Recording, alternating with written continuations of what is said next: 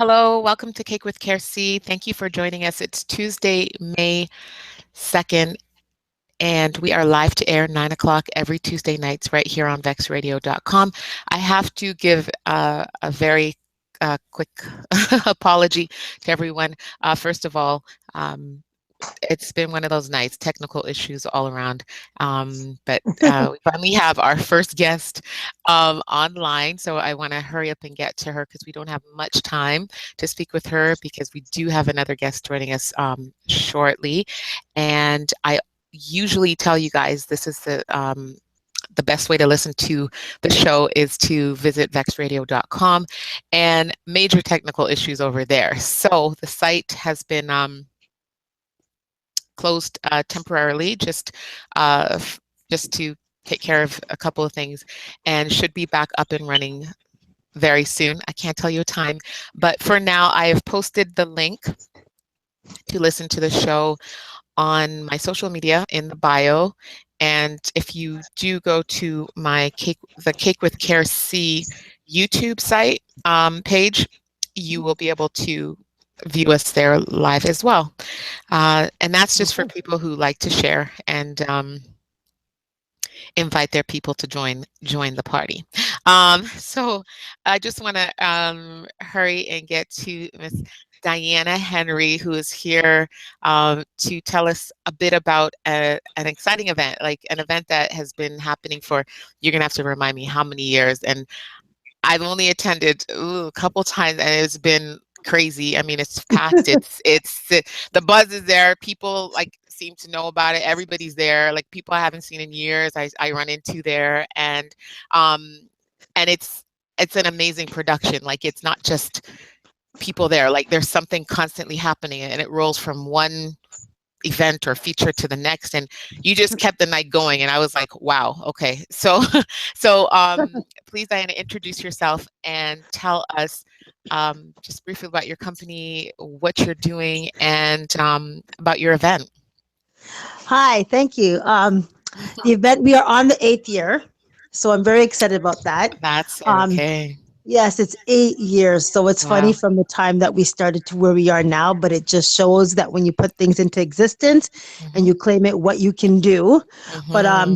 I'm the CEO of Beauty and You Hair and Makeup, which is my makeup line, Hmm. where we do beauty and we do consultations. I'm a hairstylist, makeup artist, motivational speaker, soon to be life coach. So I'm excited about that.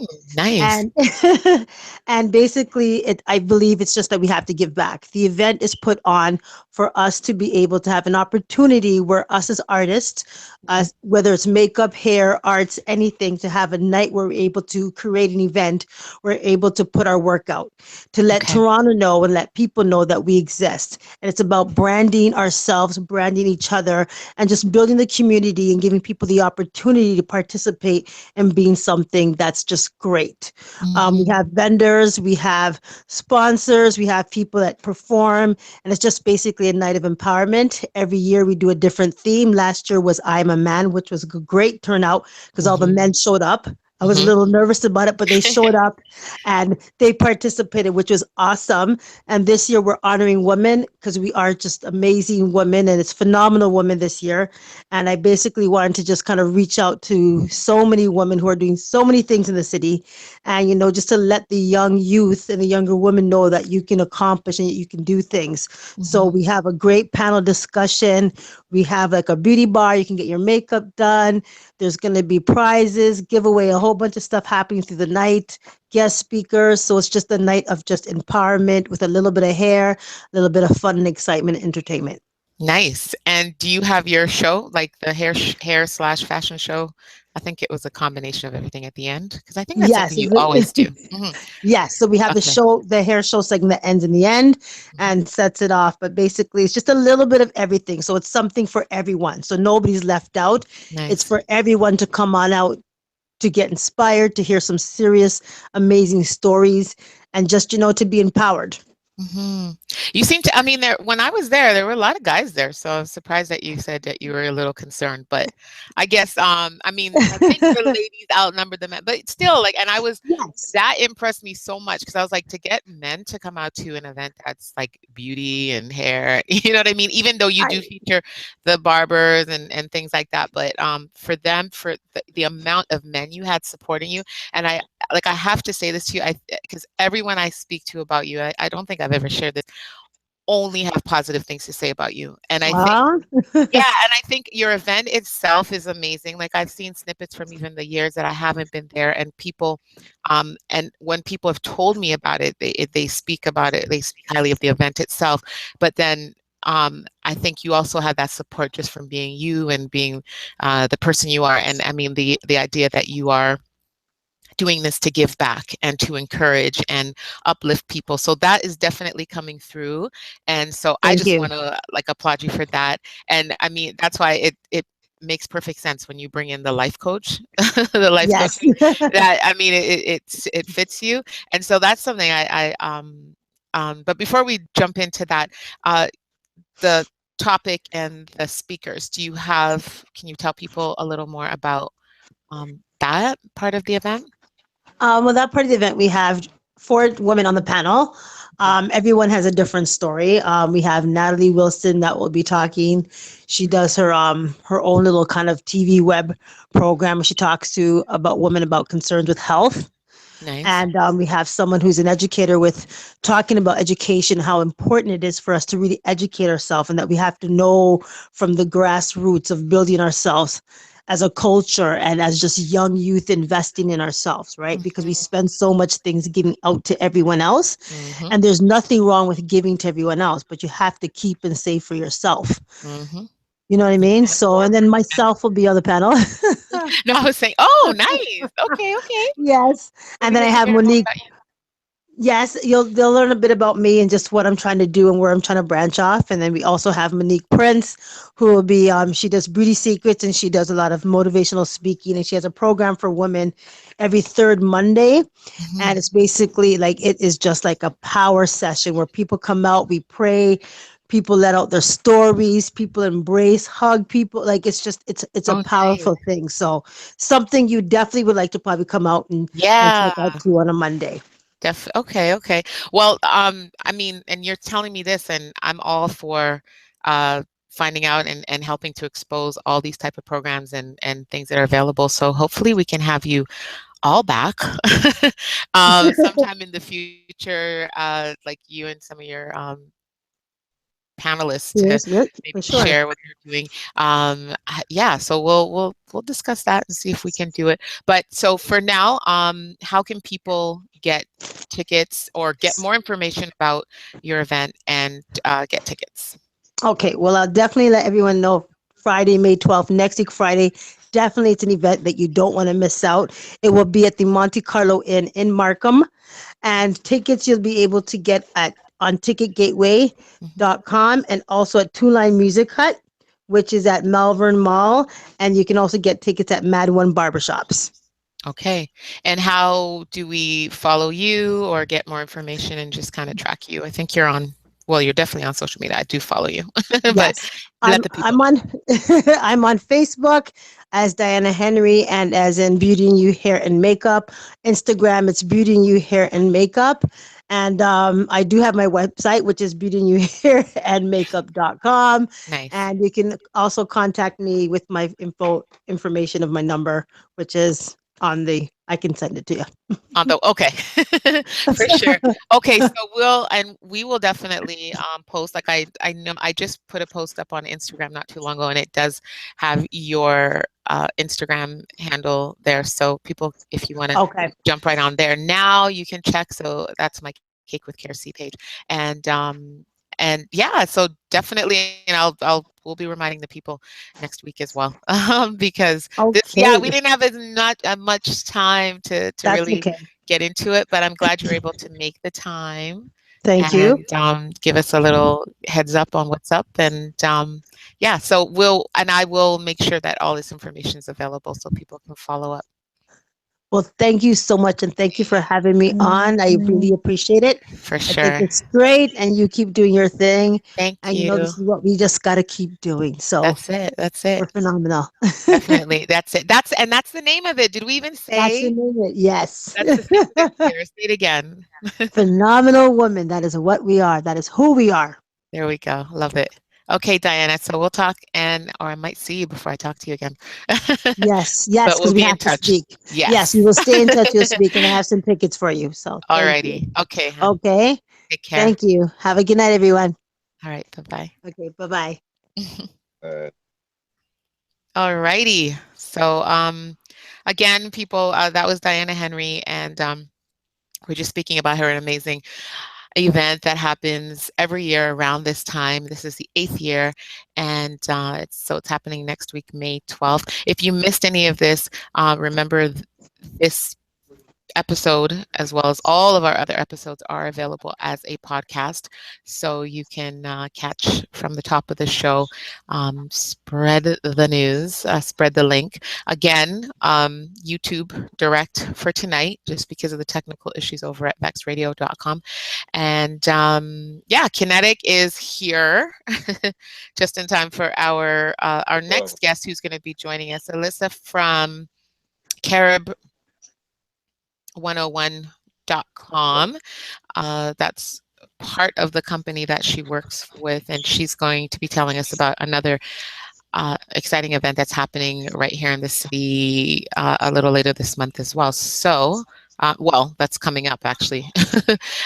So we're going to get some details from her, and so we're just going to wait for her to arrive. So, how are you, Mr. KINETIC? all right. How's up? What's up? What's up? I'm hearing noise. I'm not. I'm I'm good. You good? here. We're here. We're good. Can't hear me? Nope. Now it's better. Yeah. That's it. What's up? What's up? What's up? I'm here. I'm here. I'm here. Finally. Hmm. How was your What's going week? on? Well, we're here. It's Yeah. Same. another Well, slice of cake. Um, my, yeah, it doesn't right. even make sense getting into anything else just because our guest will be here any minute. Mm-hmm. Um, but so how have you been? Been cool. I've been busy. Real busy. As I said, with new ventures. It's just kind of too much right now. I feel overwhelmed, to be honest. But Hmm. it's a good overwhelming. Hmm. Hmm. Hmm. What's up with you? How was the week? I haven't really talked to you all week. What's happening? It it's been, yeah, busy, but great. Like for me, there's some good things starting happening, and things are kind of falling into place, and well, then they're not falling, I've pushed them. I've kind of pushed them into Yeah, place, great. but they seem to be fitting now. They're fitting into their spots a little, so that's always good. And yeah, I mean, well, the weather hasn't been great, gosh, just the rain and the cold, but it's all a part of spring, and so summer's coming, and um it's just May, period. You just know that it's that time of year running into June, and so it's You just said me. May. You What I, just what? said me. Yeah, I said it's just I May say running you into just June. said me. You just said me. Yeah, And like I May, mean that's crazy to me. you? Yeah, yeah. I Yeah, know. I feel like we like just talked about already. April rolling in like a week ago. I swear, it's See, been. right. But yeah, in some ways though, the time moving kind of quick is great for me, just because um yeah, just some things. It's just like the faster it goes, the better for me. Like it's just I don't need anything to drag right now. But yeah, so I'm looking for, and I was actually checking the calendar today. I'm trying to schedule a little event for myself, and like a personal event. And so I'm looking at the calendar, and then I always check, okay, what else is going on in the city? Just so my people don't have to choose between something exciting and something that I'm doing. So I'm checking, and like on that particular weekend, it looks like there might be two big events going on. So I'm like, oh, but then it had me thinking. I was like, wow, there's like a lot going on. Not that I'm the biggest festival and crowd person. I'm It's really not my thing, but it's nice to at least know that there's some things happening and we got some options, and you can get out of the house and not have to worry about snow and crappy weather and stuff like that. So I think that's part of my upbeat spirit you might be hearing coming through. So yeah, I definitely I'm just, yeah, I'm good. I'm feeling good. I mean, the Raptors game last night wasn't, but to be honest with you, it wasn't, it wasn't bad. I don't think it was as bad as it could be. And geez, watching that, it was the Spurs Houston game after that. Um, Yeah, they got I that. mean, the Spurs made Raptors look good, honestly, with how Yeah. that went. So I'm like, see, people, but yeah, that wasn't the best start. But I mean, they hung in there. It was like we were, and it's just about gathering and watching film, tape, whatever, and coming back, Well, coming back. to be honest, it just came down to nobody expected the Raptors to win the first one. The steal one. So We've many never done people that in don't the expect past. Raptors to win not even one, much less the No, first no, one. that's just silly. That's just Yeah, stupid. I mean, what it comes down to is that yeah. I mean, it's just to me, it's just very simple, man. DeRozan needs to go to the hole. Larry needs to go to the hole. Everybody needs to stop doing these 3 points. Cleveland lives and dies by. I mean, lives by a three. We live and die by a three. We can't compete with them on a no defense game. As long as we're driving to the hole, we'll beat them. That's all we need to do. Every time DeRozan went to the hole, every time Larry went to the hole, every time anybody went to the hole, we beat them. Mhm, mhm. So if you look back Yeah, at they that either make game, a shot it's or just they very get simple, fouled. man. So yeah. Yeah, right. Mhm, It's just Casey needs to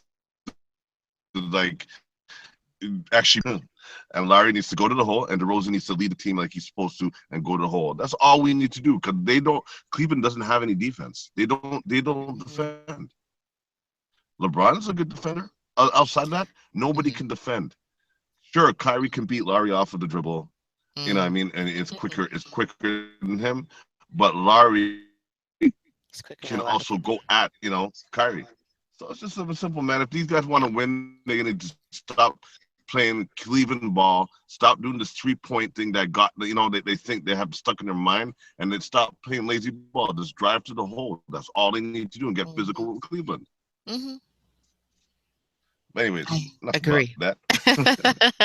No, and we'll get into that when we were very close to putting together our show that we're working on.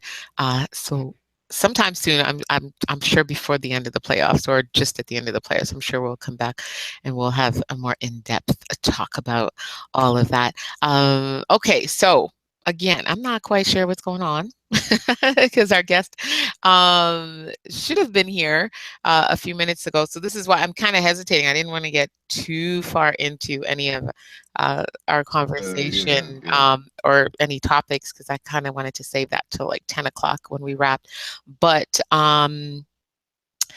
so looking back, speaking about April, like, I mean, we're not going to stick on this, but as far as timing, was it last week or 2 weeks ago? I should know the date, but his passing. And when I heard that it already been a year, and that blew my mind as far as timing goes.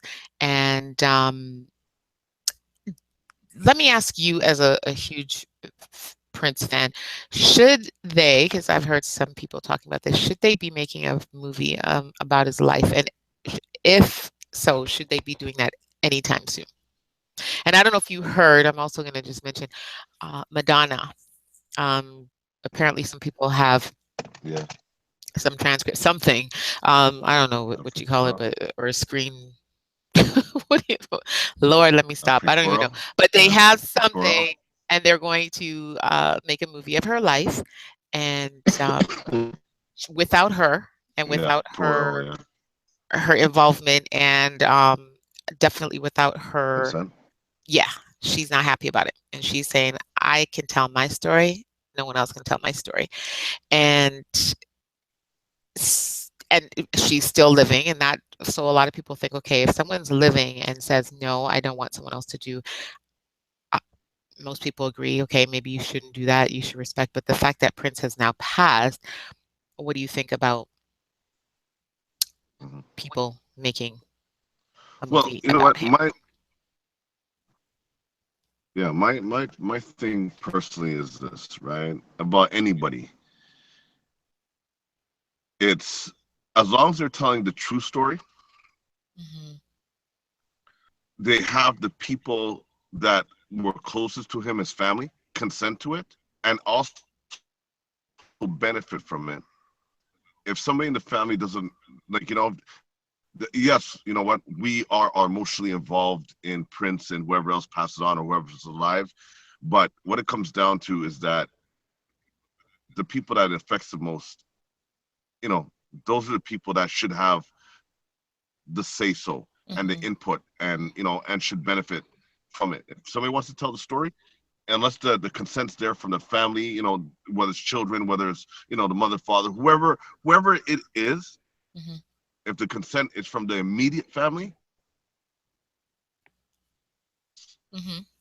like in, for instance, Madonna's case, like, to be honest, Madonna, we all know, if you're a Madonna fan or if you know Madonna, Madonna's a control freak. She Hmm. controls every aspect of her life, but she's a very powerful businesswoman, and I'm sure that was in her plan. She was probably like, you know what, I'm gonna save this one, At some point, do yeah. my story, and not only I'm gonna, yeah, you know what I mean, and dictate it the way that she wants to, and and whatever it is. But as far as Prince goes, as long as they tell the real story about Prince, and it's the facts, not fictionalized or not, opinionated, then Hmm. by all means.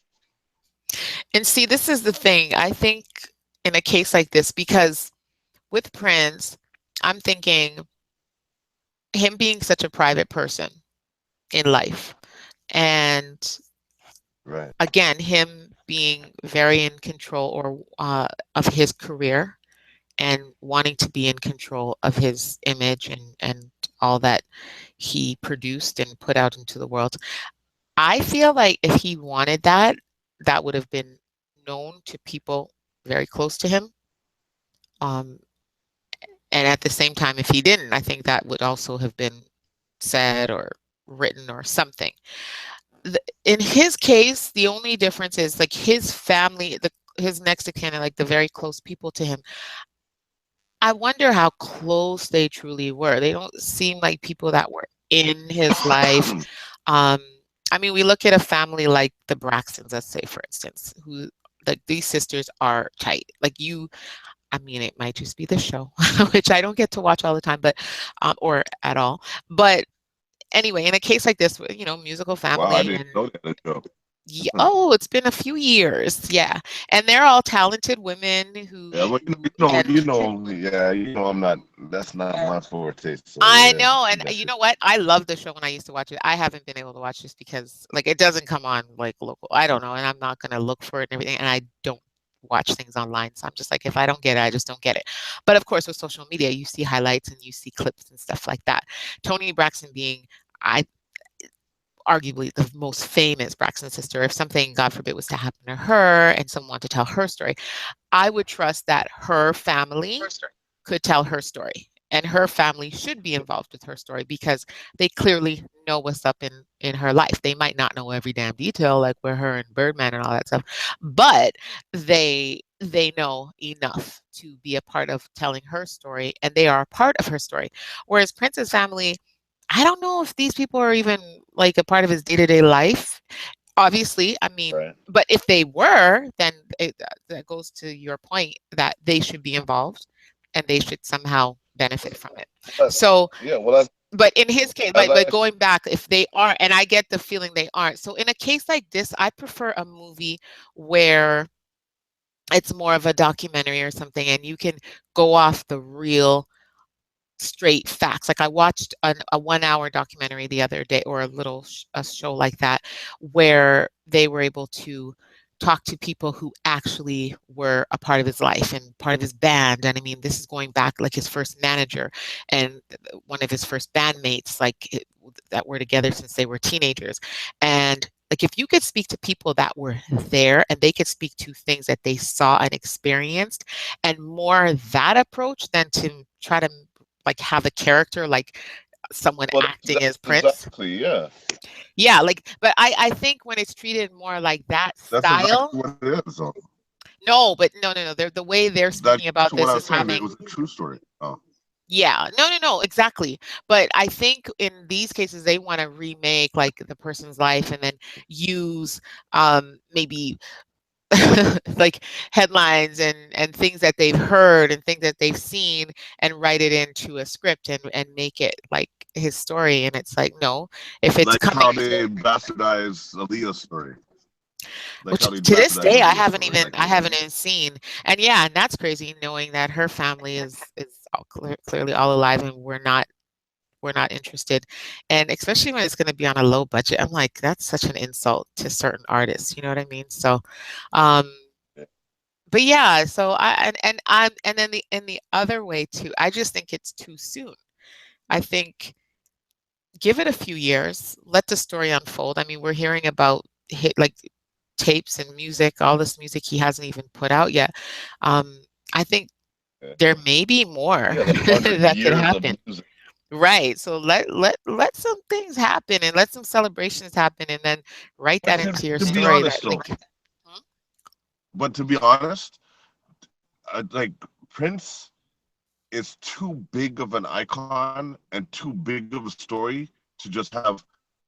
It's like just like you said, it's kind of like they have to like separated like three or four stories. Like they have to have like a 3-part series, miniseries, because Prince, what he, how he started, what he evolved into, Mhm. what I mean, his, like that story is too big to put into like, it's like kind of like they'd even have to do a longer version of what they did with New Edition. Mhm. Like Prince is just too big of an icon to put into like a 2 hour or a 6 hour. No, you need like a 2 week series, like a mini Mhm. series. Or to be honest, I know this is gonna sound far fetched, but they just need to make a print silver screen, Oh like a yeah. No. TV. And that's why I was saying certain artists like Prince, Michael Jackson, like Yeah, they should not be on television. There should Whitney Houston to me. Like these stories, and even if they do a TV, a made for TV version of any of these people, I think a real production that's on the level of, yeah, going into movie theater, I think that will, like, people will still go and watch. And but it has to, yeah, yeah, it has to be big budget. Even Madonna, it has to be handled properly.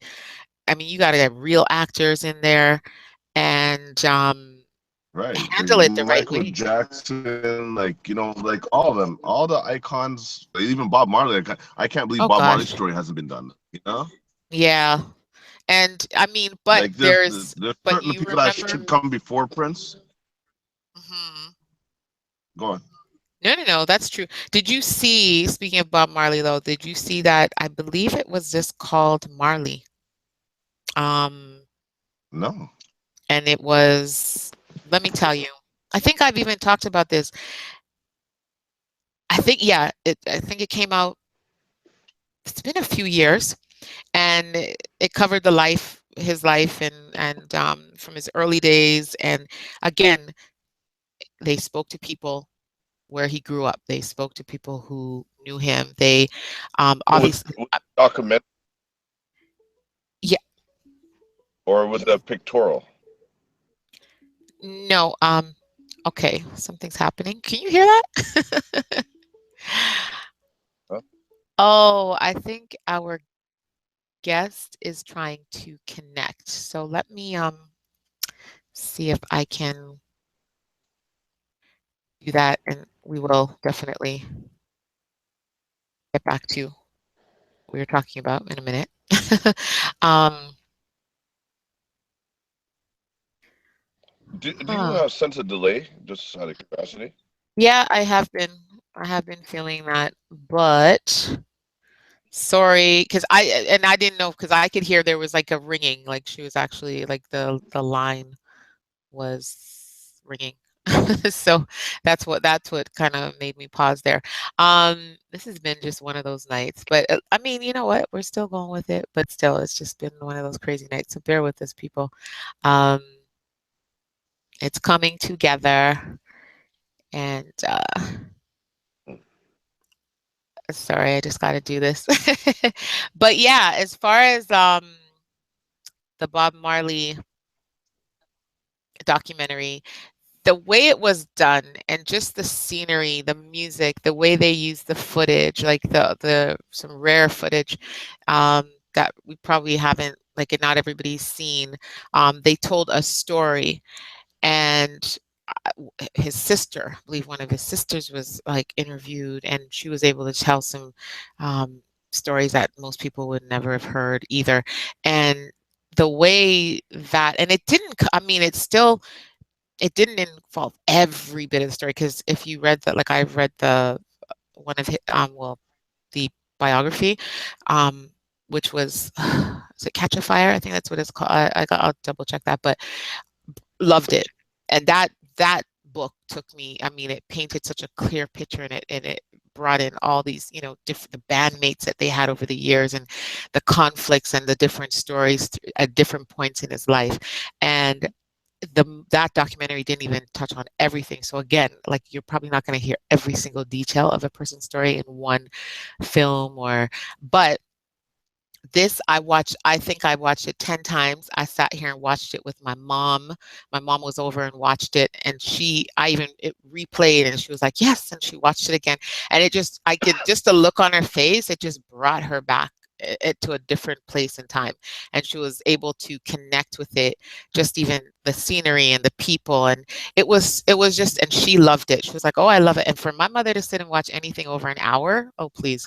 Unless it has to do with like politics, or like forensic trials and legal issues, like anything outside of that, or border control, border security, that's her stuff. Anything outside of that is it's amazing. And she loved it, and we ran it again, and she was just like, yes, and she was all into it. And so I think there's a way that people can do it. But again, there could be another movie made of Bob Marley's life, and completely different, and I would watch it, and people would watch it, because there's some people, like you said, that are just so big that even one movie probably couldn't capture everything. And I think we would eat it up. Like, if there were 10, I think true fans, or people who really appreciate them, would watch all 10, as long as they were decent. You know what I mean? Oh yeah, no doubt. Yeah. But yeah, so that's it. So for anybody who's interested, it's Marley, and it's that's the name of it. So perfect timing. Our second guest for the night has just arrived. Hello, Alyssa. Hi, sorry that I seem to be having some problems. No, that's been the theme of the night. It's been crazy. So sorry about that. And I did hear you coming in, but Yeah. there's no way for me to actually connect you, so that's why I had to just send that invite again to you. But thanks so much for trying, for being persistent, and actually joining us. I know you don't have that much time, but so KINETIC's here, Hi. Hey, the listen. co-host. All And right. Thank you for coming. so Alyssa is with, actually, I'll let you tell us the company you're with, because Carib101.com is one part of the company, and it's one part of what you do with the company. So can you tell us more about you and the company you're representing tonight? Yeah, so I'm with Carib 101 Media Corp, and basically it's a division of we run the Toronto Caribbean newspaper, and we also run Carib101radio.com. Okay. And so and what do you do with both? So on Carib 101 Radio, I have a show on Fridays. What I do, it's Real Talk, and I have a co-host. Grant Browning is my co-host. Okay. And then I'm a reporter for the newspaper. So I work full time as a reporter for the newspaper, and I run operations at Carib 101. Nice. Okay. And how long have you been with that company? I've been with them for about 3 years now. Okay. So you clearly like it. I enjoy it. I love it. Love my job. Okay. Okay. And how did you get involved in journalism? And if you don't mind sharing, were you somewhere before, or is this your first No, this is actually my first place? job out of university. So I graduated from Guelph Humber Media Studies, and then I ended up, just drifting a while looking for a job and whatnot. And I found the newspaper actually just because they used to deliver it my previous job. Okay.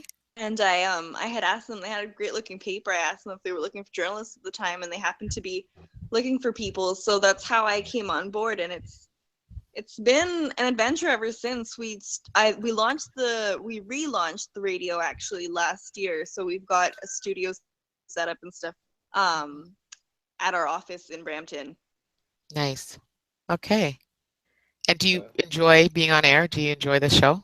Yeah, it's Okay. it's always an adventure to be on air because I'm not it's an hour show we do, and we just talk about things, just real casual conversation about things that are happening either in the news, in the community. And we usually have guests on our show too, and we speak with them and we talk to them about themselves and who they are and where they came from, and same kind of thing. Yeah. Yeah, I was about to say similar Yeah. to what we do. Yeah.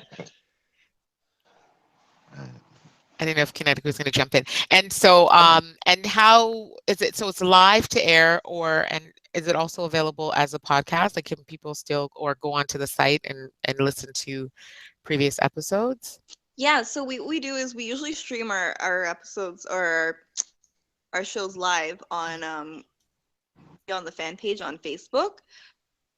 So it encourages audience interaction, and people can comment, they can see us in the studio, and then they can speak to us, or they can rewatch the shows after we're finished. Okay, perfect. Mm-hmm. Great. So the So main, oh, sorry, go ahead, KINETIC. I was about to jump in and say, I Yeah. guess we can get to the main Yes. topic, which Yeah. is the Caribbean Business Social coming up next week, Sunday, I believe, correct? Yeah, so this is our third year running the social. We rebranded this year. Previous years it was just called an expo. We kind of had one concept going where we just had, but we kind of broke it up a little bit more this time. So it was called the Toronto Caribbean Business Expo, and this year we've rebranded to the Toronto Caribbean Business Social. And it's two parts. One side is a conference and the other side is a marketplace. Now, how did I guess in the inception year, how did this come about? Like for others who've never heard about this, Mhm. we can you give us the concept? What can we expect? And when it is, and how we can attend, and where can we get tickets if there's any? Just basically give us the overlay of it. Yeah. Okay. So basically, this was an idea started by obviously the CEO of the company, Grant Browning, who you probably had a short conversation with. But he had this idea of putting on an event that could really represent the Caribbean community, especially. But he wanted to be something big, something exciting, something that really, really represented the Caribbean. And so in the first year, he kind of had a setup with, we had speakers that came in, just people, leaders in the community that we had, and then we had some vendors that came and set up. Last year, it was kind of the same thing. And then this year now, we've broken it up into two parts, and we've got one side is a marketplace. So if you have a small business, or if you're an entrepreneur, or you just want to showcase your brand and your services, that side is for you. So we've got over 80 vendors that have registered with us to be in the marketplace this year. And general admission is free, and it's on May 7th, and it's from 10 till 6 p.m. at Pearson Convention Center. And where is Pearson Convention Center? It's in Brampton, so it's at Steeles and Airport Road. Okay, perfect. And you said the admission is free. I want to emphasize that. Yeah, admission is free. General admission is free. If you are looking to to see the keynote addresses and see the entertainment and performances and stuff like that, that is a ticketed event, and the tickets are going to be $50 at the door to sit down and enjoy the entertainment. Basically, we enjoy the entire event with that ticket. Okay, so the marketplace side is open, and this is where people can browse and check out vendors. So and that's all day. So that's 10 to 6. Yeah. And then the other side where you have the speakers and performances, what time is it running at the same time? Yeah, it is running at the same time. So we have people that have purchased VIP tickets to be on that side, so they can go back and forth between the marketplace and the conference. So they don't have to just sit there the entire time and watch the performances and stuff if they don't want to. But basically, we've got Maestro Fresh West that's coming in. He's our keynote headliner. And then we've got Mishimi. We have Daniel Lewis, and it's going to be hosted by Mark Trinidad and Jay Martin. And they're there all day, pretty much. Yeah, they're going to be there all day. Jokes, okay. Like they're doing a pepper sauce eating contest. Oh, really? Yeah. Oh. Okay, KINETIC, that's for you. What else can we? As I say, what else can we expect? So no, specifically about the speakers, the keynote speakers. So what topics are they covering? So the topics that the speakers are going to be covering is basically about business, building your brand, and finding your passion and following your dreams, essentially. And it's for anyone and everyone.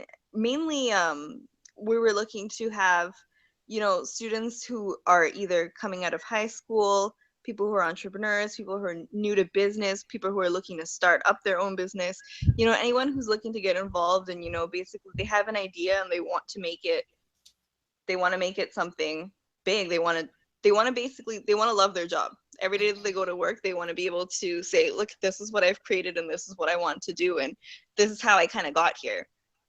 So the keynote speakers are basically going to be, they're entrepreneurs themselves, they're business owners, they've been in the industry for so long, and they're going to basically share their journey and how they got there, and how the trials and tribulations of business.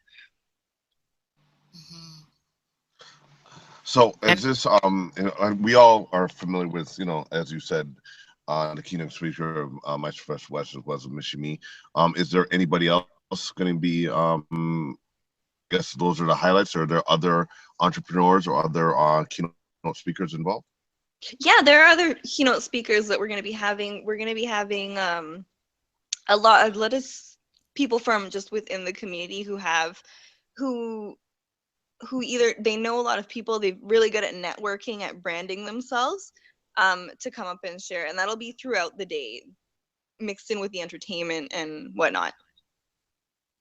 And about how many people do you usually have in attendance? So last year we had just over 700 people that came through the marketplace area, and it was the whole thing was all together the same. So the conference side is a little bit it's separated this year just because the noise was a lot to deal with, especially in the vendor marketplace area. Right. Because people are trying to network and trying to talk to people, and people are trying to explain their business and their services. So that's why we kind of just tried to separate it a little bit this year. Okay, makes sense. And this is a family event, so like all ages, or definitely all ages. And we're gonna have food. There's gonna be food vendors as well in the marketplace area, so you can come out, bring your family, speak with the vendors, network with everyone. You don't know who you're really gonna meet there because it's open to everyone. Now, is there an old daycare center kind of thing if parents want to bring children, or are they responsible for their own? There's no daycare, but you're responsible for your children. Last year we did have some parents who brought their kids. I mean, you just got to hold on to them and watch them, but it's family friendly, so they can be there. We know their kids are going to be kids. The owner Grant and his wife Trish, they have two small children of their own, and last year their daughter was there. Actually, she's 9, and she had her own juice stand. Oh, really? Oh, yeah. cute. Okay. Amen. So, I was just gonna, oh my gosh, my question escaped me, but oh my So goodness. what is okay? So what is Sorry. well? I'll jump in then. What is the Yeah. form? What is the forum in terms of the Caribbean? And I just want to reiterate it. It's the Caribbean. The Toronto Caribbean Business Social. That's right. They're good rebranded. So what is the base form? Like we know there's about we have the one aspect. It's just about highlighting the marketplace. Different Caribbean vendors. Is anybody else open, or is it just a specific to Caribbean ventures? No, we want people to understand that it's not only exclusive to Caribbean people. Like you don't have to have Caribbean background to be there. Because we are the Toronto Caribbean newspaper, we're presenting it. So it's the Toronto Caribbean Business Social, but we've got vendors from throughout the community. So I mean, we've got people from here, we've got from Toronto, we've got the East Indian community, we've got a little bit of mixture of everybody. Okay, and my question was, well, you kind of blew me away with with her 9 years old running her own stand. But my question was, are there still vendors spots available for anybody that might be listening and interested? We do have a few. We have a couple more spots Okay. that are still available. If you are interested in booking a booth with us, you can call us at the office. We're going to be there until Friday. And the number would be 647-722-6298. Okay. Mm-hmm. And again, how would people, if people wanted to purchase tickets ahead of time for Yeah. So the we, event we side? encourage everyone who is coming, even though general admission is free, to bring a ticket. So register online at Eventbrite, and you can search Toronto Caribbean Business Social, and you can find it, and you can grab a ticket off of there. And again, if you're looking to get into the VIP section and come in and listen to the speakers, you can also buy a ticket there on Eventbrite. And how much are those tickets in advance? Eventbrite. Yeah, how much are those tickets in advance? Oh, the tickets in advance are $40. And it's $50 at the door. Yeah. And I'm gonna put you on the hot seat question. I always put my guests on a hot seat question. So you are. Why do we come to the Caribbean Business Social? Well, if you're coming to the Toronto Caribbean Business Social, you should come with an open mind. A lot of people who hear about the event aren't really sure what to expect. And I mean, speaking as an outsider, I wouldn't write it off as something like, oh no, only Caribbean people should be there. It's a business social. It's a place to come and network with people. So and even like you might not, if you are of Caribbean descent and you know everybody in the community, it'd be a great place to get in front of those people. We're gonna have like counselors are gonna be there. We're hoping the mayor will make an appearance, and the Peel Regional Police are gonna be there. So if you want to come to talk to those people within the community, it's a great place to come and meet and network with them. I find though in Toronto, I think because we have so many people from so many different backgrounds, that different events attract people, and people do feel comfortable and exploring other cultures, and even within the Caribbean. I mean, there's so many different cultures, amongst us that we don't necessarily get to tap into. So and then the Caribbean is a melting pot, right? So exactly, just like Canada or Toronto exactly. specifically. So it's meant to promote diversity. We're gonna have Brazilian samba dancers too are gonna be there. We want to make sure that it's gonna be a fun event as well. So it's not just gonna be strictly business, but we also want to add a Caribbean flair in there as well. Like a nice mix. And and I find that because of that, it almost ends up being just they're it's put on by a Caribbean-based company, but then it almost just becomes like you're just in Toronto, because I mean this is kind of what we are. Like if we go to restaurants, like you'll see a mix of people in different restaurants or different venues in and around the city. So it's not as if this event is only going to attract one type of person or one set of people. You know what I mean? So I get a good picture of it, but I've never been. So I mean, so again, it's Sunday, May 7th. Yep. So 10 this to 6 weekend, all day. yeah, we'll be there all day from 10 until 6 p.m. Okay. And do you Well, have the address for the? Do you have an address for the Pearson International Center? I believe. No, actually, you can dress business casual, you can dress down. You don't have to come dressed up in it, but know that you are coming to network with business professionals. So if you are yourself an entrepreneur, you're looking to, meet some people, it'd be good to dress well. No, and I was asking, do you have an address for it? Was it the Pearson The International Pearson Center? Convention Center, it's on Steeles Avenue, and I can't remember the number right now. I don't have it in front of Airport me. Steels, yeah. okay. But Yeah, people can Google it. yeah. So, Pearson yeah, Convention Center, not the right. International Center, the Pearson Convention Center. Pearson. Sorry, Okay. pardon me. Yes, that's right. Okay, perfect. And so, well, good luck with everything, because I know putting on an event, and I'm sure you're very hands-on with this. So, um, and I hope you get enough rest to last the whole day. We Um, usually we go all day, but when you're there, when you're putting on an event of especially of this caliber, you go all day, but the adrenaline has you running all day, True, true. and you're just excited. You're And then you're you're gonna glad to see that crash. people are enjoying themselves as well. Yeah, definitely. You're What? just So what? Yeah, sorry. So what other forms of entertainment do we expect? You also you said you have guests. I guess do you have singers? You have comedians, obviously. Yeah, Um, we do. what? Yeah. So Jay Martin and Mark Trinidad are going to be they're hosting it, and they're also going to be doing a little bit of comedy segments throughout the day. So they're going to have a Trinidad versus Jamaica kind of rapport going on.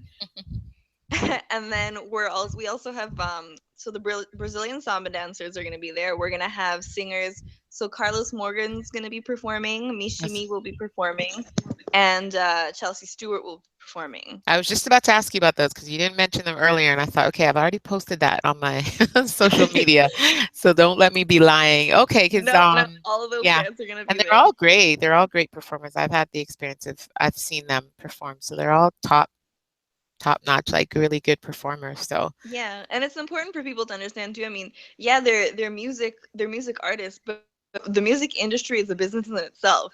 mhm. Okay.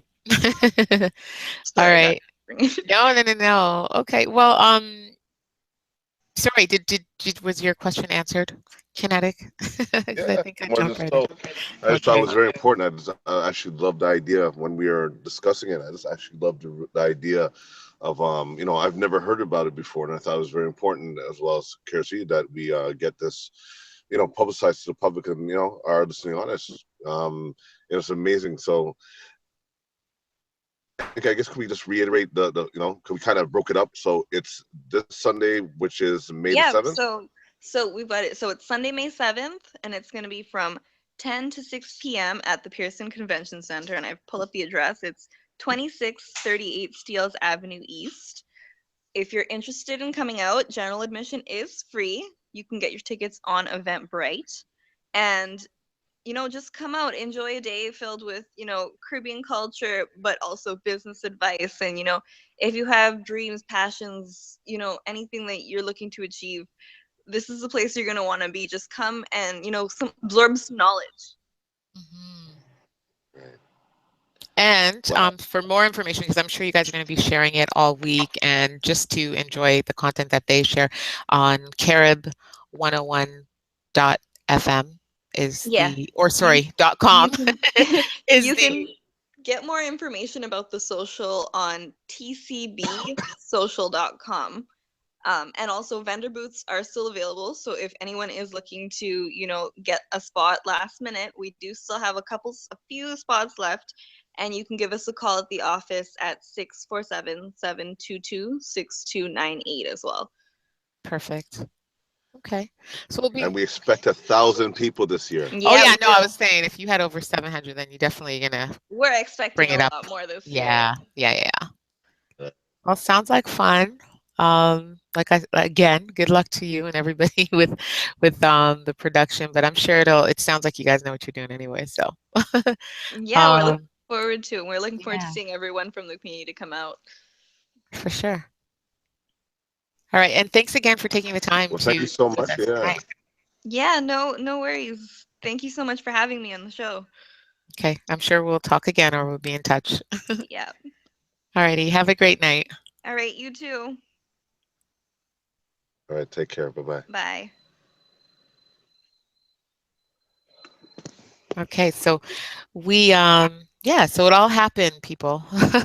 We did have, like I said, a rough start, but we were able to get a couple guests on, and those are only two of I mean, it feels almost like the start of a very busy event and festival season here in Toronto, but these are two big ones. So again, I'll post, like I've already posted, but I don't think I filled in all the information. I think the name of the event is on my Instagram and Twitter, so you can, and I did actually, yeah, the Facebook link I don't have up, but check their website. And again, I'll post all the information that I have if you missed any of it. And the beauty of this show is it is available as a podcast. So if you missed any of that, or our first guest, Diana Henry, speaking about her event, you can also um, listen back to the show as of tomorrow morning, that type of thing, on all your favorite podcast players, and get all the information that way. But yeah, this one's happening this weekend, this upcoming weekend. So get on it, people. Sounds like a fun event.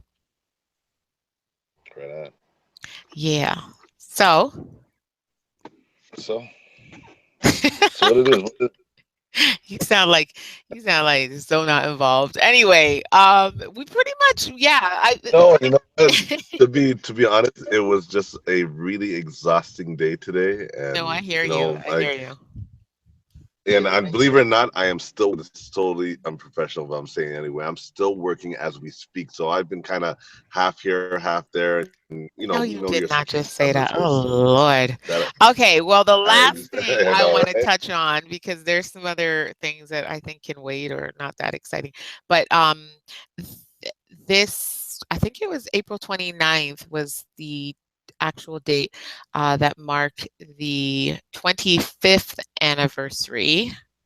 And it's so weird to use the word anniversary when it's something that's not so good, but that's what it is, of the LA riots that were connected to the not guilty verdict for the officers involved in the Rodney King beating. And when I heard that, I was like, 25 years? Like that, those images. And when, again, I watched two documentaries on that this past weekend, and watched them more than once actually. Just it's interesting because they gave the story from, one was better than the other actually, but they gave the story from different points of view. And so you had people obviously from the African American community, the Korean community, law enforcement, and they also obviously had a lot of footage from that time. And John Singleton was featured in one of them. And it was so just hearing and seeing more of like what really boiled up, like some of what boiled up into this, and some of the politics behind it all, and the fact that not much has changed as far as the relationships between a lot of these people, the tension that still exists, and obviously like the racism and the stereotyping and everything that still continues. And one message that a lot of people had to say was, they used to beat us, or people of the African American, Yeah. and now they just shoot. So it's just changed. You know what I mean? The game just changes. And so it's sad in that way, but real at the same time. You know what I mean? To just say, um, and as much as people, as sad as it is, and you feel for individuals and their stories, and you look and say, okay, did it even change anything? Was anything accomplished? And then the bigger question is, can anything, like, can there ever really be real change with how things, the existing structures, and just how society is. But I was just 25 years. It was just crazy. And of course, I don't know. Some people are actually surprised when I mentioned this to someone that Ronnie King actually passed away a few years ago in his pool at home. I think he had. Oh, I didn't even know that. Yeah, he actually passed away. It was so the details they didn't put out every like like autopsy details or anything like that. But one person in the documentary actually said they just think he carried a lot. He had been through a lot, and one person, as they put it, whatever this meant to say, he was probably just tired, and it was his time to go, and whether or not he was trying to imply that he took his life or he just like, at some point your body and soul just like, okay, I'm done. And, you give up. I don't know what he was trying to say, but something like that. Or one of the two. But yeah, so but 25 years. So like in your opinion, has much changed as far as You know race what? relations and relations with police and Is you got to understand, has things changed? Yes, for the worse. mm, Has it, you know, has it gotten better? Like, I mean, it, from the beginning of time, since there has been, since there's been human beings around, there's always been differences, and the differences will always translate, and they always translate interracial at some point or the other. Um, whether it's culturally, whether it's race related, whatever it may be, they all combine and they all melt to a certain point. Um, and it's just one of those things. As we get more informed, I think humans get more dangerous, and especially with the World Wide Web. You know, more dangerous as a bad thing. It's just one of those things where um, when you have media that could, like, you know what, I don't believe that, the killings, the shootings, the beatings, the hangings, anything has, become more. It's just become more publicized. So mass hysteria sets in now because, you know what, we're in a now culture where, well, we were in the information age. Now we're in the now age, or, things are instantaneous. So if there's a shooting, somebody has a camera up, bam, it's on the internet within almost immediately, as soon as fast as you can put a camera up, as fast as it's on the internet. So it's not a matter of whether things have um or sorry changed. I think it's just more publicized. So nothing has changed. We've just gotten worse because now we've gotten more dangerous because we have more information available to us. And, if you're living as you know, the term black, we're not a color, but for a lack of a better term, black or Afro Canadian, Afro American, whatever it may be, if you're living um today and you are not affected in some way somehow, then you are a lost soul. So it's just kind of like, you know what, we're suffering post traumatic stress. Every black person alive is suffering post traumatic stress, and it only gets worse because we don't address it, and it seems like the rest of the world doesn't care. We care because we live it, but for everybody else, it's in passing. It's just an event that happens, and it doesn't hit close to home. You know, when we do the riots, when things get rioted or things get rolled down, we break down our own communities. We don't break down, you know, their community, per se. Not to say that's right or that I'm promoting that, but the fact remains is that, you know what, like for instance, Rod's wives, they'll burn down the place and then they'll just come regentrification and, build up, you know, condos or new communities and stuff of that nature, and then move us out. So it's not that we're being affected or they're being affected, it's us being affected. We're destroying ourselves. So it's not that, it's not that it's better or worse. It's just more publicized, and we're getting more dangerous. That's just my feeling on it. I agree, like with the whole overall the danger and just with what's available now, um, it takes less people to do the same amount of damage or if not more. So you don't necessarily need a huge crowd of people because one person can sit behind a computer or whatever and do a lot. You know what I mean? To affect people and to and the mentals, like getting in people's minds, and I mean that's what needs to change, like physical, how people express their feelings change day to day, moment to moment, depending on the person. But once the beliefs are there and the messaging, if they want to keep that going, then that's what really needs to change. So yeah, I tend But to I agree think, with you know what, Faris. I think that what really, if first of all, we're responsible for our own change.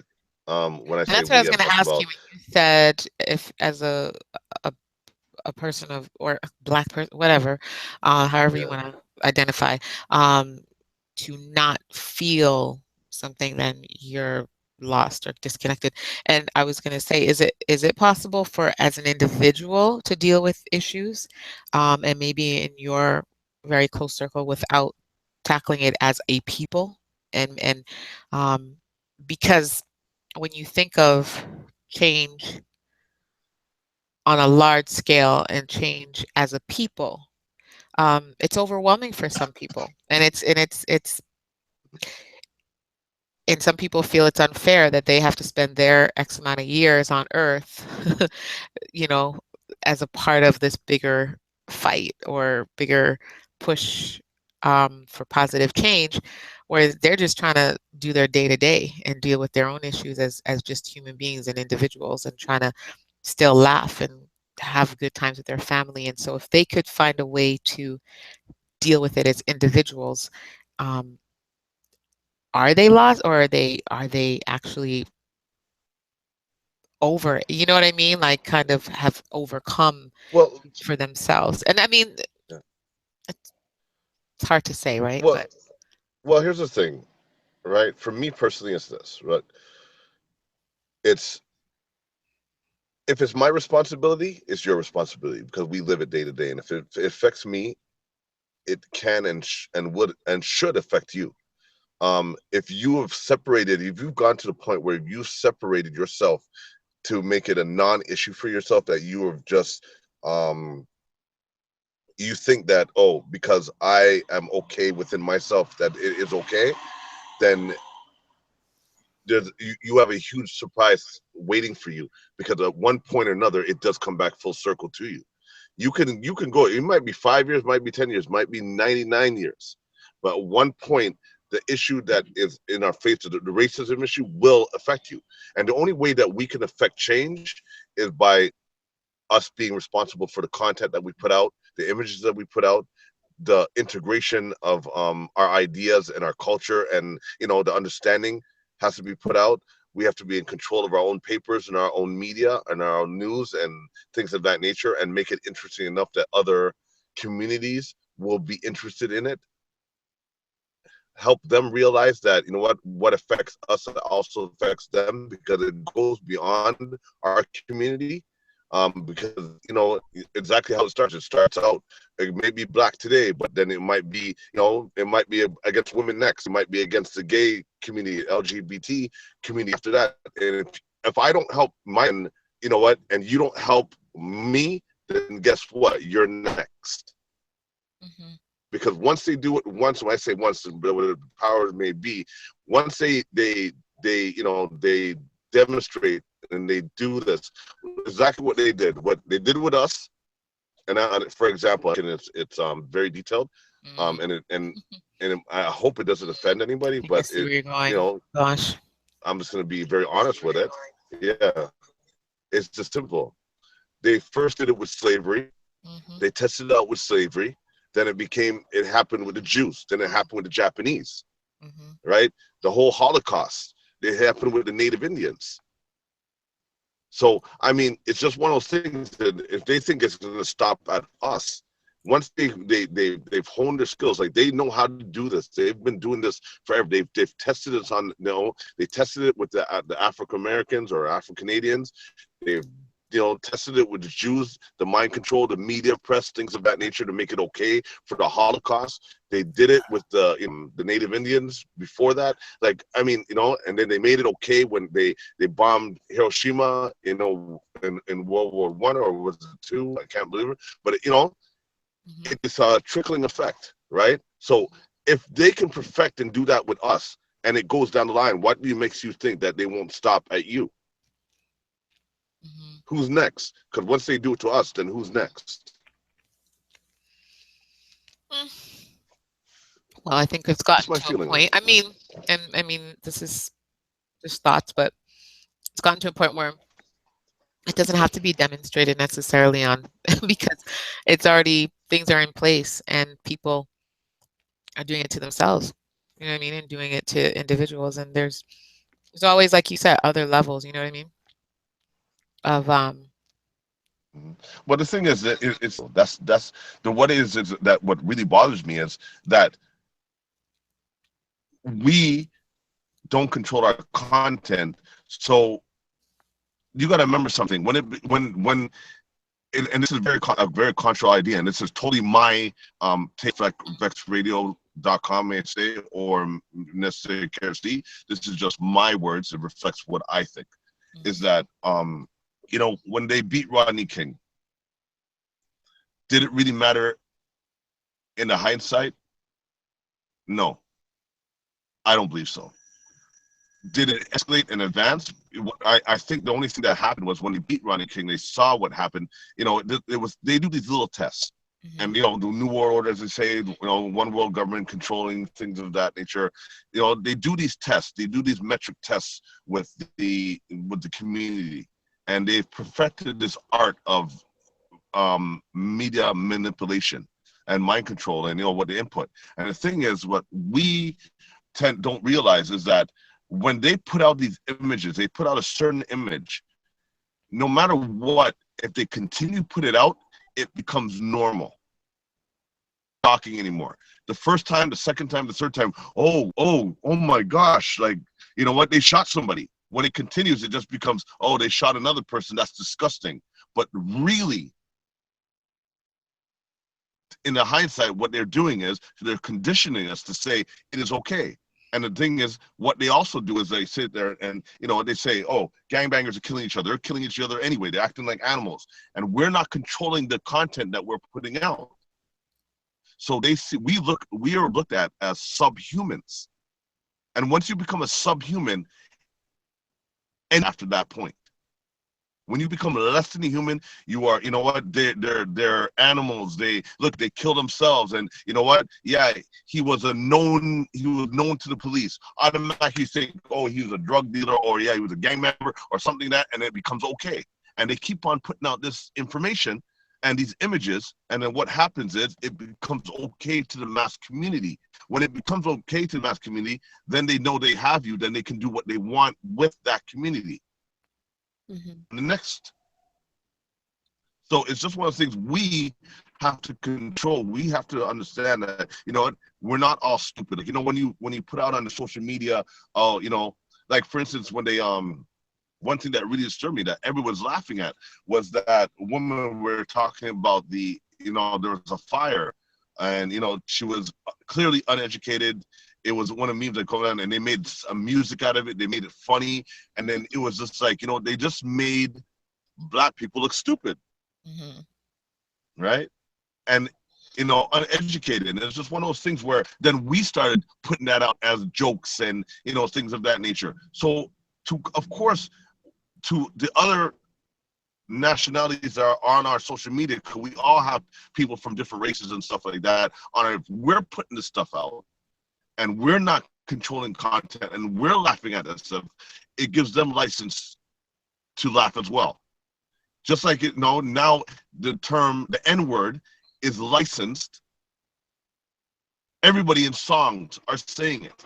If you go into it, like, what, they're not even scared to say it or put it out in social media. They'll never say it to you, but in songs, in social media, what, you see people of different ethnicities putting out the N word like it's something we've given license to it. Hmm. And it's the same effect that happens, with the images that happened, like, with Rodney King. You know what? Yeah, it was shocking at the time, 25 years ago. But if I promise you, there would be no riots. We just, tweet about it, or Instagram it for about 2 days, and it'd be like, okay, because we've gotten to a point now, we're beyond beatings. We're now shooting each other, or they're Well, shooting us, and it it's wasn't okay really, because essentially that's what they're saying. but what sparked the riots wasn't necessarily the beating, and it was the verdict, the not guilty verdict, and the fact that all four of these officers that were charged, put on trial, they all like Right, nothing, and that's what people were up in arms at. And it wasn't just Black people or African right, Americans. yeah. It were like people that just thought this is not justice because we saw what we Right. saw, and um, this is not But and normal. now This though, should and never. hindsight, And no, and to be yeah. honest with you, But I look was at watching. hindsight. Mhm. No, and it happens. It happens now. I mean, there But are. Sorry, go ahead. no, as I say, if you look at it though, okay, so now what has really transpired since that, right? Shooting us, they're getting off on the shootings. There was, in or Louisiana, you know, the latest one where there was standoff for about 2 weeks, and then everybody went home. What have you heard now? And they've cooled out. Yes, there was a couple of shootings, and yes, remember that, I don't know if you recall that. There was a shooting. Two cops Mhm. got shot. And that was basically, I'm not saying that should happen. Um, that's the extent it's happened, right? What has really changed?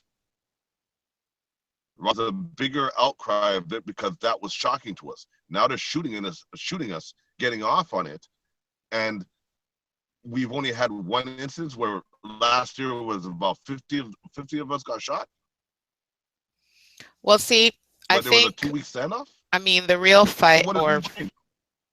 the real fight is, and I think why it's important, in my opinion, that we do revisit these times in history and going as far back as possible, and to be reminded and to understand, like you said, the the system and how it is used over and over, and the different tools that are introduced in, every generation or every, with the social media now, or technology advancing, and how it's being used. And I think from what you were saying, as far as, when they show these shootings, and it's very graphic, it's almost like just desensitizing us to it. So it's like it just becomes the norm, and it's just like something.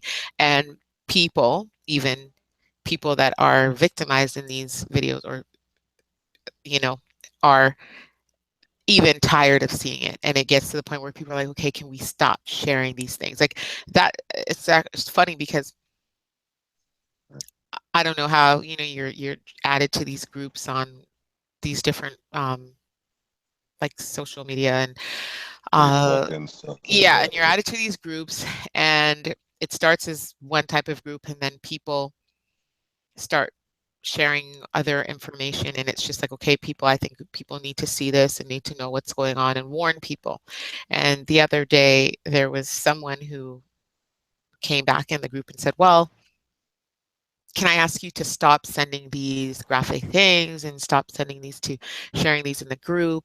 I find it very disturbing, and blah blah blah, and went on with this whole thing. And I just thought, I was telling my sister, I was like, well, no, I think if someone feels something's important to be shown, and as graphic as it is, as long as there's some type of warning, or then that's opinion, that person's right to do that.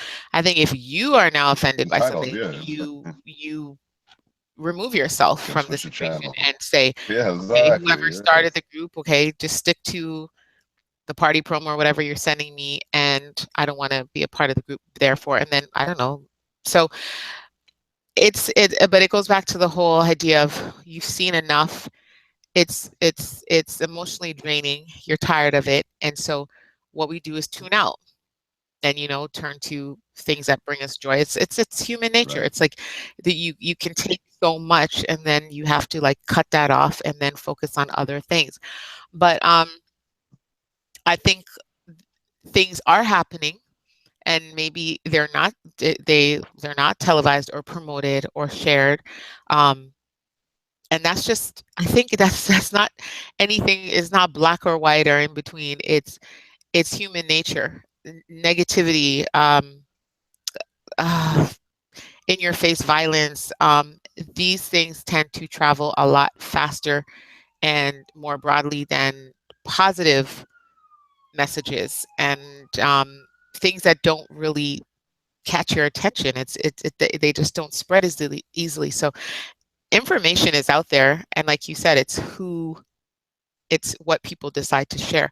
But we, like one of our guests that you actually brought on the show, Nia Singh, I mean, that's someone making change. So when you see an issue and you figure out how, with Right. the carding in Toronto here with the police, and I actually saw him because there's another issue that's currently, um, I can't even speak on it really, but he was standing behind this another gentleman that was making a point and trying to make a point to the mayor, on behalf of Blacks here in Toronto, and or Black people. Yes. And What was his name? Chris something. can't Yes. remember, but Nia saying he was there, and I think that's what people But they need, stopped. and people need to do, and I think it is happening. And until we learn about these people and we can support, uh, then it's going to seem as if things are not happening. But I think so. If we could, like, pat ourselves on the back just to say, okay, we're bringing people like this forward, and encourage other people to spread that information, and to encourage them to, if you see something or you feel moved to do something. I think as the negativity or the oppression, or as that reaches another level, like our pushback or fight back, or however you want to look at it, has to reach another level too. And so rioting in the streets or taking out a life for a life kind of thing is clearly not working. It hasn't worked. It's not going to work. And so it's about, okay, you got to battle on the same field, and you got to figure out, and not so much battle just for the sake of battling, but you got to have a reason to, something to promote. And I always believe in that. Fighting something, that's why I hate like terms like fight cancer and fight, like going into fight something, is you're never going to win, because things don't just lay down and or make way for you or go die. You got to promote the positive, and you got to promote your message. And I think that's what and I think there are people that are doing it, but again, I Well, think it's the important for problem people is, to know. Mhm. yeah. Well, the And when I problem think about it, like, sorry, I was just gonna you're say. absolutely right. One, Mhm. Go ahead, go ahead. no, I'm saying you're absolutely right in terms of that. We as I first stated, is that we're responsible for the content that we put out. But and you're absolutely 100% correct in that. You know what? Activity. The problem is that what we don't realize is that we don't control the medium that allows the media to be publicized. We may be able to put out on our Facebook, like what people don't realize, like Facebook and Instagram, we promote something. Only a fraction of what we put out is seen by your whole entire list. So let's say you have 2,000 people, only 100 people out of those 2,000 people may see what you tweet. So you're not getting a full effect unless you and I are in the same network and I put it out and then you put out. It should be almost instantaneous. What happens is that I promote something positive, automatically see it without question, promote that same item. So guess what? What happens is now 200 people out of those 4,000 see. But if we all keep on doing that, those 100 people keep on doing that, eventually you have kind of a dictatorship about who gets to see it, right? The thing is that what we haven't done as a community, or quote unquote Black community, we have to take a page from what the Jewish community had done. You see, the beautiful thing about what the beautiful thing that we have in the community has done is that, and that what we haven't learned is they stood face on a couple of industries, whether it be the gold industry, the jewelry industry. They took charge of the media, like movies and television, things of that nature. They own newspapers, things of that nature, and they never let the world forget about their Holocaust. They held the world accountable for their Holocaust. We have never done that with our community. It's just kind of we get 1 month, and they get like the Grammys and the different award shows and I things of don't that think nature, any. and we're more Yeah. concerned about. Sorry, No, that go on. I just no, I'm just saying that just one thing that bothers me. I hate when people say that we've accepted a month as an apology or payback or whatever. I don't think anybody looks at Black History Month as um erases all that's been done to Black, since it's Black History Month, Black people. Like I don't think any of us Well, remember, Black History Month is not about erasing it. Black History Month is to educate people about right. Black history But what or I'm saying is Black when inventions people say or that things have nothing to do thought or about. what we've taken is a month, and I don't think, but I mean, Yeah. to your point, yeah, I think and it boils down to unity, and it's I mean, it gets deep, obviously, from the people that have like it, the damage was done, and it was done correctly to serve the purpose of the people who did it.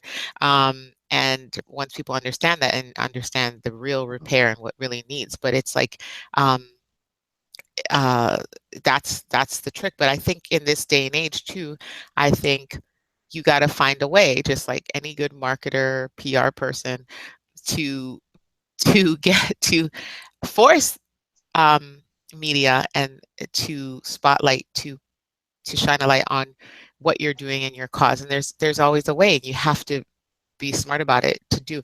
I mean, when you think of the Million Man March, Well, and you have to be everybody, persistent and get people involved. Yeah. yeah, and everybody knows about it. Maybe Sorry, not excuse me. everybody cares about it or whatever, but I think a lot of people, well, not everybody, but a lot of people have heard that term. They might not know exactly what happens or what didn't, you know what I mean, or what the whole purpose is. But I think, and you can't deny that many people coming together, whoever they are, wherever they are in any one given city, like, or on any Well, like given day in a city, especially like a major city. You know what I mean? So there, you just have to, you know what? To be and honest, I think that's what I'm saying. Just elevate the game, the mind game, and match them where they, you see, but you gotta understand, like for me, and again, this is just my viewpoint. So please, by any means, if anything, you direct it towards me and not anybody else. But this is just, for instance, you see, the thing is that the Million Man March, um, it all depends on how, like, as important as it was to us. Did anybody else really care? No. The way was it projected and advertised to the rest of the world through media that we didn't control was a gimmick. It's like I've said before, the slogan, and I do use the term slogan, is because that's exactly what it's become, a slogan. There is no meaning behind it anymore. There's no teeth. An I because it affects A. But does the rest of the world really care that a million Black people got together in Washington and held a you know you know I guess a convention of sort or thing? can I It was say, more of a, oh yeah, good gimmick. Yeah, can I say my answer to that though is, yeah, please. and this is where other groups that are united, a very important point is they don't care what another Mm-hmm. group thinks.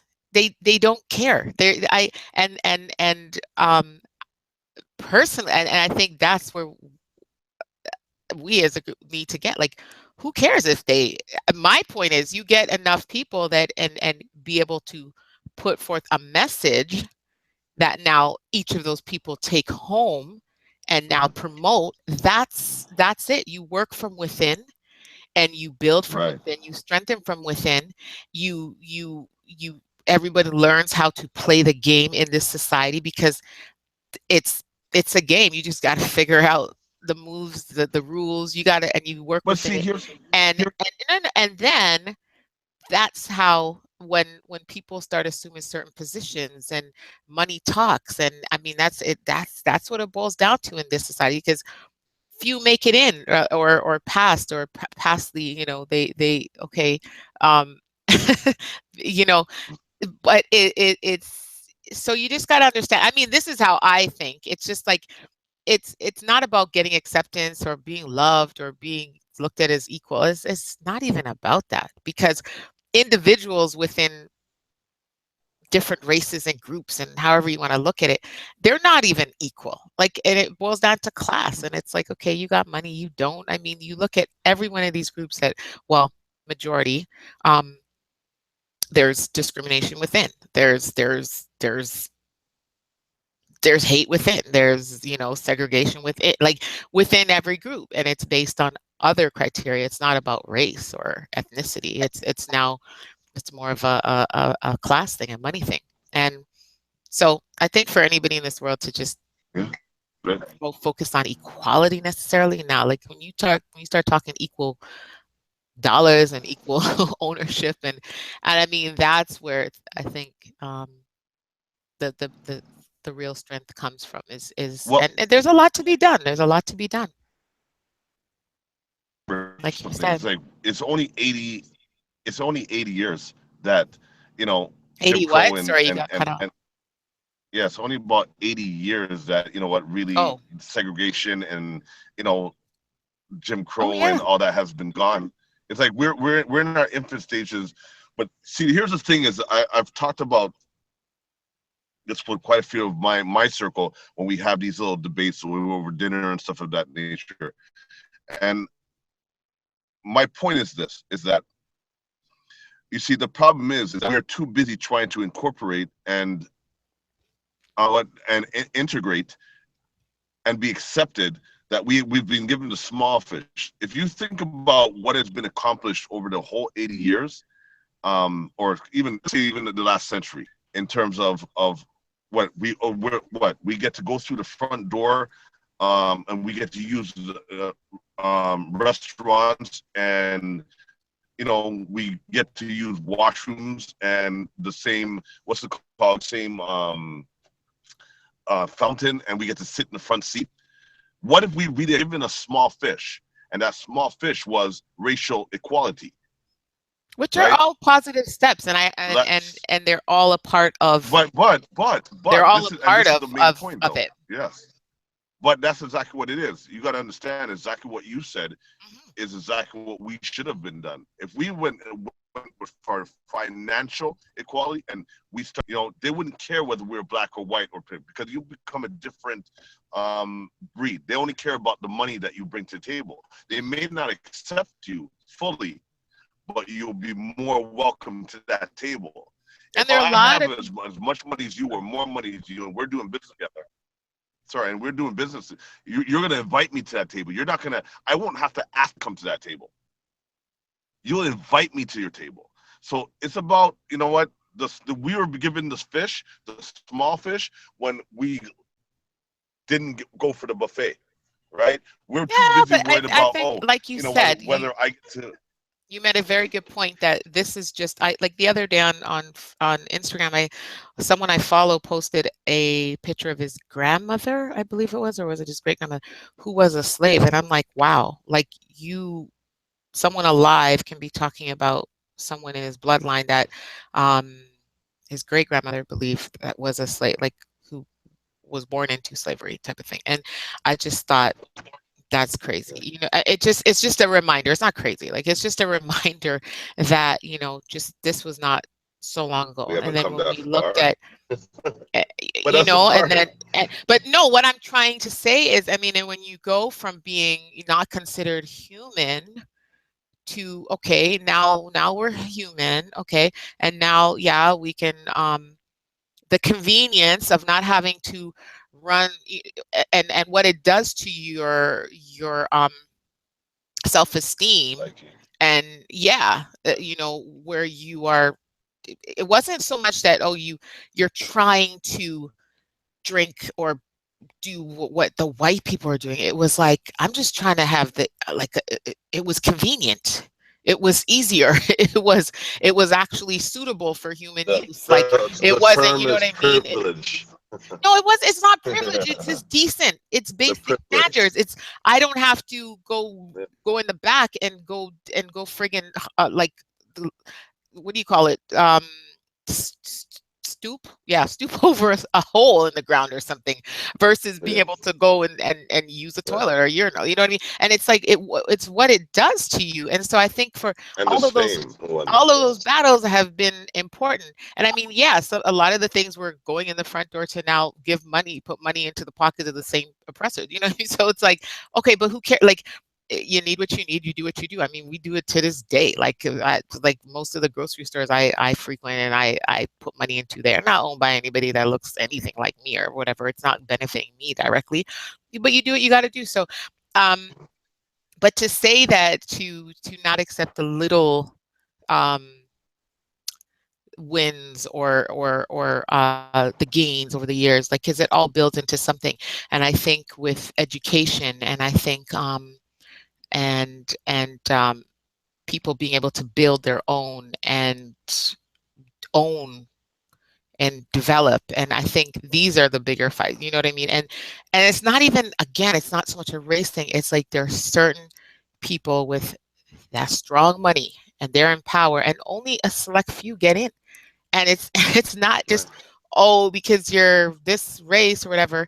Like, right here in Toronto, I look at the real estate market, and I'm just like, it sickens me just when I personally, it's frustrating when I see a lot of these, like, the condos are developed by a lot of the same companies, and when you look at who owns these, same type of people, a lot of the people that are selling and buying um, these new developments, same people. It's like all the same circle. And for certain people who would like to get in, it's designed to not, and I think, not let them in. And I've seen these same people take their ideas and Of go course. elsewhere and have success. And so but anyway, it's I hate to use the word baby steps, but it's steps. And as long as people are stepping into the right direction, and then Well, making change in that way, and without the approval of anybody else, like, right. because we don't Well, need that's that. the thing is, you know what? You're touching on exactly what I was about to say next. As I'm going to let you finish.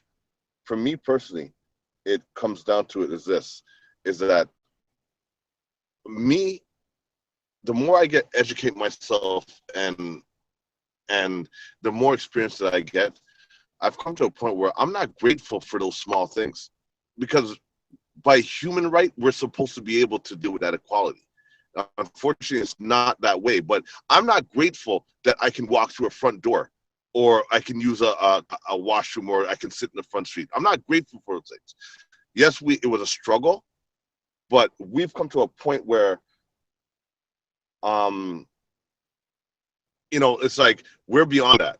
We're now educated in a sense. We have to do is we have to take ownership of our destiny. So Oh, shoot. I, I I, was I thinking about. understand where you're going, but what it comes down to is that I need personally, what the idea is a very powerful one, which I'm going to say, and I've posted Can I this say a something? Can I couple say times. something before that? Or are you going to forget it? You're not going to forget Yeah, it. Okay, because we can end on your powerful no, message. But I want to say that, to me, is somewhat disrespectful, what you just said, to the people that did not have those privileges, that had to fight. And I'm not trying to, like, make this into a friggin' production the way I say it, but sorry. But the people that, it angers me when people kind of discount that and discredit that as, like, it's just whatever. No, if the people that had to go through that and fight for those little privileges, as you call them, just so you were born into a time and a place where you didn't even have to think about that. So you could think of the next big struggle, and you could think of the next, and so you didn't have to worry about those little things, where you could sit, where you could stand, where you could drink, where you could eat. You don't have to worry about those little things. And for you to discount that as just like, that's like, you're not going to be grateful for it. Well, you should be. I think it's not grateful to the people that so-called gave it to us, but grateful to the people who demanded it That's exactly and the point. fought for Yes. it. Then now you And I understand. think, You're understanding my point. It's not mhm, about the civil rights movement, the people that have done that. That those are because our they didn't ancestors, and they do did it that out of to the us. goodness I'm of their not heart, talking like, about oh, that. I want to do it. They were Yeah. forced to do it. No, And so, exactly. mhm, But that's not you now understand where I'm going with it. It's exactly mhm. that's exactly what I meant. I don't know if it was conveyed that way, but No, it's it what I'm wasn't. trying to say is you've given this to me. You know what? You've given this to me. I'm not grateful that you've given it to me. You didn't give me Right. anything. Mm-mm. I should have had that by birthright. And that's the point I'm trying to Right. say is that, you know what, we're not talking about, the the Rosa Parks, and even though that's American history, it's still it's what we know. But that But was, that's what I'm trying to say is for those things, I'm not grateful for those people that what they've given me, because I should have that anyway. and they didn't give it to us. They What were I'm trying to say, forced. it's They not were right, forced. Our people right. took it in a way. Well, no, but However, I know I wouldn't necessarily say it wasn't given to us, because without yes, we protested it, but we've protested it, we're blue in our face. At the same time, they've given us the small fish. They've given us the plate. They haven't given us the buffet. We were tricked, and that's the point that I'm trying to relay. Is that at in the hindsight, everything that we've gained, we should have been given already. I'm not grateful for those things. I'm not saying that I'm not, and again, I want to reiterate. It's not that I'm discounting the civil rights movement and those people that fought for our freedoms and things of that nature. That's not what I'm saying. That you've given me, the right to go through the front door, to eat in the same restaurant as you, or integrate in the same school to get the same education you, which we still have some substandard education. It depends, right? But the main things that we should be getting, the things that count, are the fact remains that if I live in a certain area code, but good, I can't get the sound of interest or privilege to go open a business of my own, because as soon as you live in a certain area code, they sit there and go, okay, we're going to jack up the interest rate, 2 times about what another person who lives in an affluent neighborhood would get. So you get what I'm saying?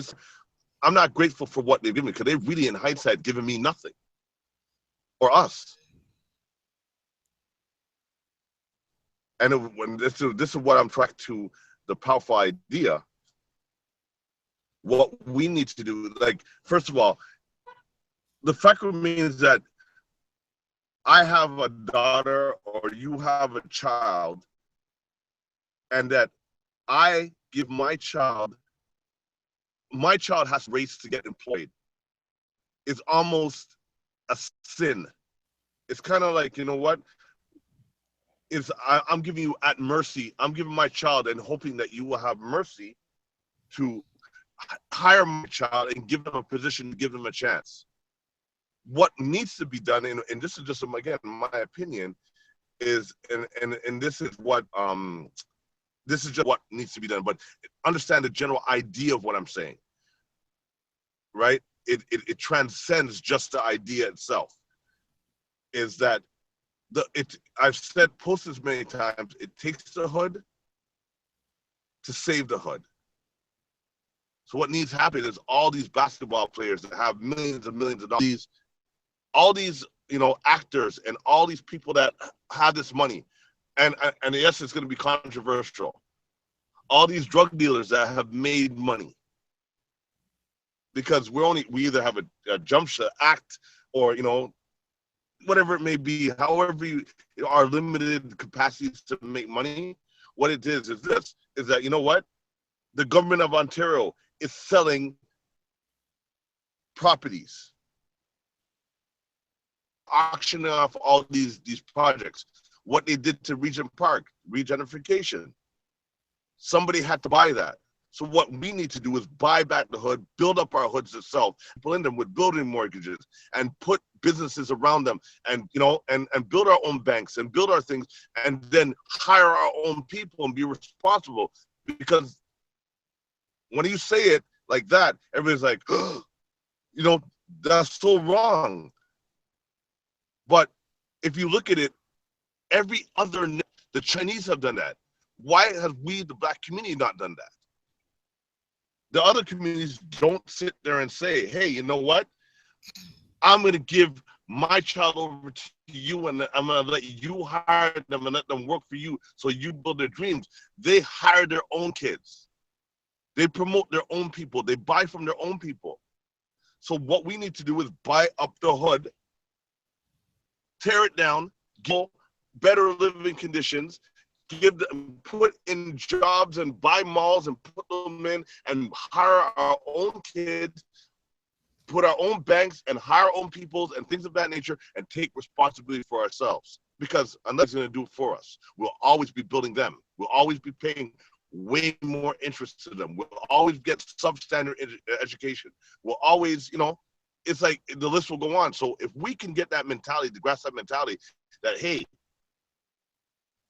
help ourselves by buying, and you can probably, I buy the hood and I rip it down and I build up the hood and I sell it to somebody that's in the hood and make it an absolute neighborhood and put in, a mall and schools and things of that nature and put our own people in them. Then guess what? We're sectional wealth and opportunities, and that will continue.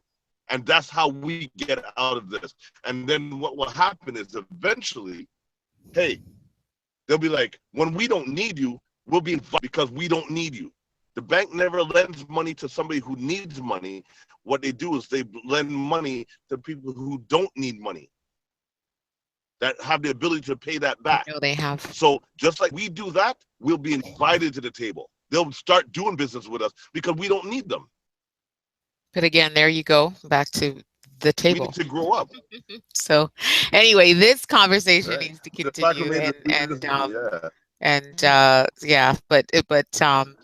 it started with acknowledging the 25th anniversary of the Rodney, or the verdicts that came out of the Rodney King, or the LA riots that happened in '92, put it that way, and that sparked other uprising around the world. And so I'll just tell anybody who hasn't seen it yet, I'm pretty sure you can search and look and watch it online or whatever. It's interesting. And again, I thought about it. My daughter, who was not born at that time, and came many years after that, and I was curious, but I didn't get a chance to ask her if she even heard anything about it.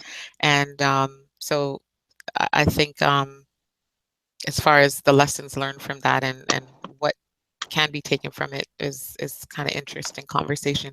That sparked a lot of conversation here, but we'll end our broadcast for the night on that note. And again, I'm sure we'll revisit this topic and more. If you missed any of the show, it is available as a podcast, as all of our previous shows are. Just search your favorite podcast player for Cake with Care C or Vex Radio, and you'll be able to find us that way. And I think that's where we'll leave it tonight. Thanks to everyone for listening. Good place, yeah. And definitely, I think the next time we have like a talk like this, we got to get people. We didn't invite you tonight just because things were crazy, but we got to get people involved in the conversation, because there are a lot of ideas out there, and a lot that needs to be shared. So we'll do our small part, and thanks for listening. And we're back next Tuesday, May 9th, and we have a special guest. So looking forward to that show. Stay tuned to find out who that is. Yeah. Can't wait. Anyway, yeah, have a great night, everyone. Have a good week. Take Peace. care.